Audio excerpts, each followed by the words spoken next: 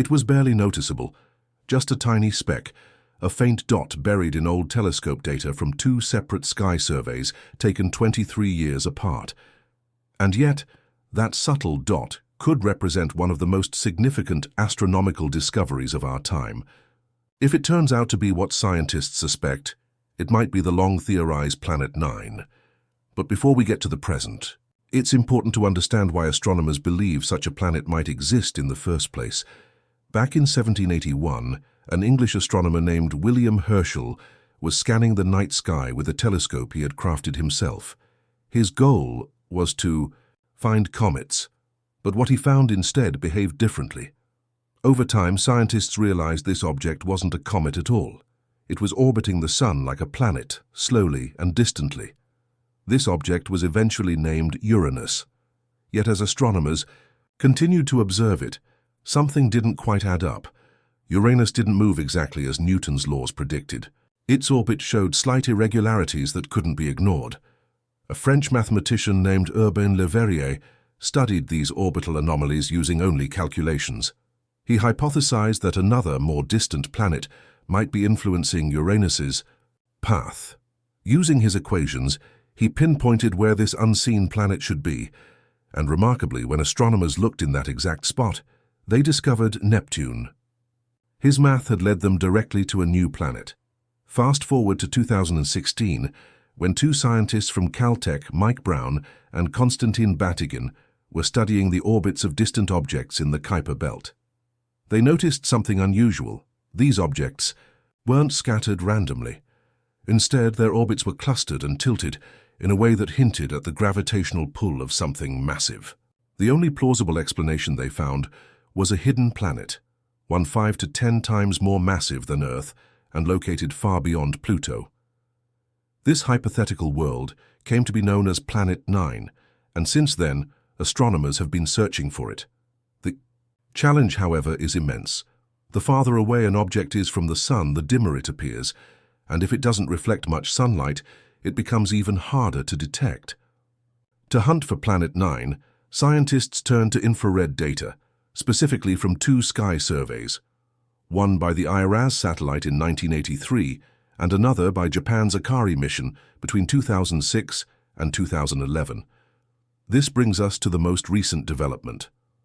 A team, led by an astronomer from National Tsinghua University in Taiwan, came up with a clever strategy. They searched for objects that appeared in both surveys, but weren't in the exact same location. The thinking was that if something had shifted slightly over those decades, it might be orbiting the sun very slowly. Unlike a fast-moving comet, a potential Planet 9 would drift through space at about 3 arc-minutes per year, an incredibly small movement. For perspective, the full moon spans about 1,800 arc-minutes. This is where parallax becomes useful. If you've ever held a finger in front of your face and switched between eyes, you'll notice the finger appears to shift position. In astronomy, we use Earth's orbit around the sun to create a similar effect. By observing the sky from different points in Earth's orbit, astronomers can detect tiny positional changes in distant objects. Over time, this technique can reveal whether an object is moving and how far away it might be. The research team used this method to rule out stars and galaxies by looking for objects that didn't show parallax. That is, they remained in the same position at the same time each year. Then they narrowed the list further to find objects that slowly drifted over time. Eventually they found one. A faint dot showed up in IRAS data from 1983, and another dot, 47 arc-minutes away, appeared in Akari's 2006 data. Could it be the same object? Possibly. Based on how bright it appeared in the infrared, it would need to be more massive than Neptune. If this object was in a specific place in 2006, astronomers could try to find it again using modern optical telescopes. The challenge, however, is that it has likely moved since then, and we don't know exactly where, but we have powerful tools at our disposal.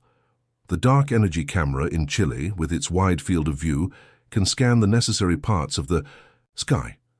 Soon, the Vera C. Rubin Observatory will begin operations, providing even more expansive and deeper surveys of the sky. If this object is real and still faintly glowing, we might see it again. Not everyone is convinced, though. Mike Brown, one of the scientists who originally proposed Planet 9, reviewed the data. While he didn't dismiss it outright, he expressed skepticism. The object's orbit doesn't match the predicted path of Planet 9. The expected tilt is about 15 to 20 degrees from the solar system's plane, but this candidate seems to have a tilt closer to 120 degrees, suggesting it's not just tilted, but orbiting in the opposite direction of most planets.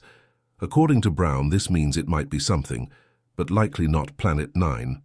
Still, the object has caught the scientific community's attention. Even if it isn't Planet 9, it's clearly something strange, and it's moving through the outer reaches of our solar system.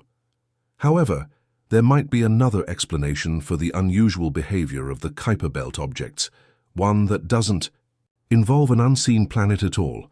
Two recent studies have proposed that a near collision with another star could explain the chaotic orbits.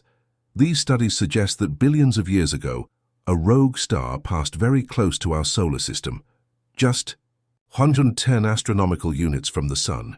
For context, that's closer than the current position of Voyager 1, the most distant human-made object, which is now about 164 AU away.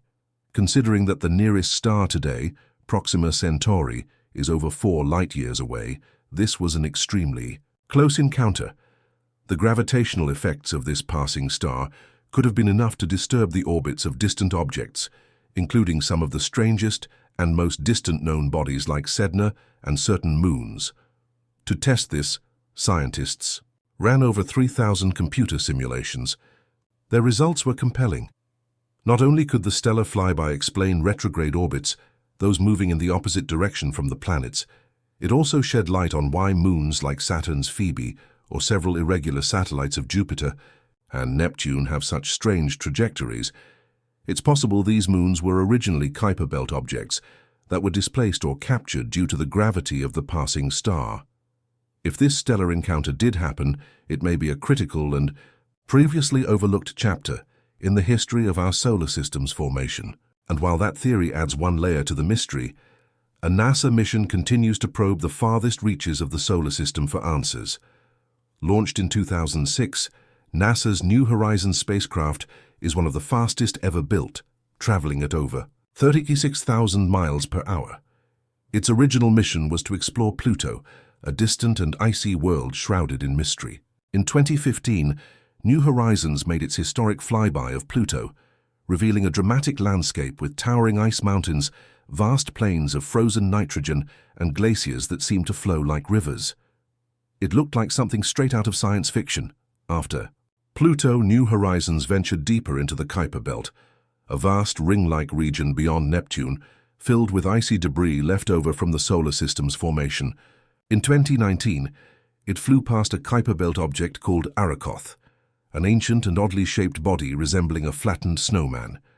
Formed from two gently merged smaller bodies, Arrokoth offered a rare look at what the earliest building blocks of planets might have been like. Even now, more than 5 billion miles from Earth, New Horizons continues its journey, transmitting data that takes over 6 hours to reach us. At about 60 astronomical units from the Sun, the spacecraft recently made another intriguing discovery. The Kuiper Belt is so distant that objects within it receive minimal solar radiation, meaning they've remained mostly unchanged for billions of years. These are ancient time capsules from the solar system's youth. To support New Horizons, astronomers on Earth have been using powerful tools like Japan's Subaru telescope. Their surveys have uncovered 263 new Kuiper Belt objects, but there was a surprise. An international team led by Wesley Fraser from Canada found several objects far beyond the known edge of the Kuiper Belt, over 70 AU from the Sun. Even more intriguing, there seems to be a gap between the known Kuiper Belt and this new region, an area where almost nothing has been detected. This gap isn't necessarily mysterious. Similar patterns have been seen in other forming planetary systems, suggesting our solar system might not be so unusual after all. If the existence of this distant structure is confirmed, it would challenge the idea that our solar system is uniquely small or strange. Fraser noted that the earlier belief in a tiny Kuiper Belt might have been the result of observational bias. Our instruments may have simply missed what was there. To investigate further, astronomers are tracking the orbits of the 11 distant objects found beyond the known Kuiper belt. This discovery is revealing something entirely new and unexpected in the far reaches of the solar system. According to Alan Stern, the principal investigator of New Horizons, this breakthrough might never have happened without the advanced capabilities of observatories like Subaru. The more we look, the more we realize. There's still so much we don't know.